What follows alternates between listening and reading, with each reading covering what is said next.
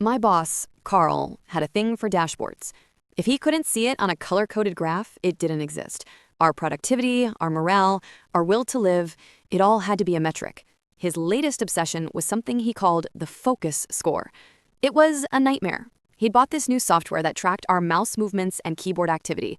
He wanted a system that would send him a real-time email alert every time an employee was flagged as idle for more than 120 seconds, then another alert when they became active again. He thought it would motivate us. It mostly just motivated us to update our resumes. And guess who he tasked with integrating this system into our workflow? Me, of course, the team's resident Python scripter. I told him it was a terrible idea, that trust was more productive than tracking. He just smiled and said, "Let the data decide, shall we?" So I said okay. I'd build it exactly as he asked. My script, the Watcher, as I sarcastically named it, was perfect.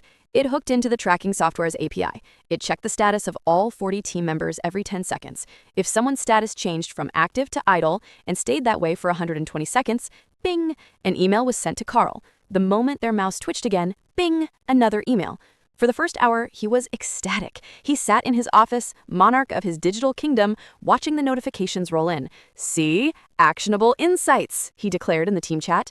But then the lunch hour hit. 40 employees simultaneously went idle. 40 emails, then one by one, people started coming back.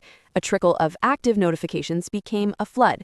Bing, bing, bing, bing, bing. His inbox was drowning. The afternoon was worse. People went to the bathroom. They stopped to think about a complex problem. They took a required break. The script didn't care about context. It just reported the data.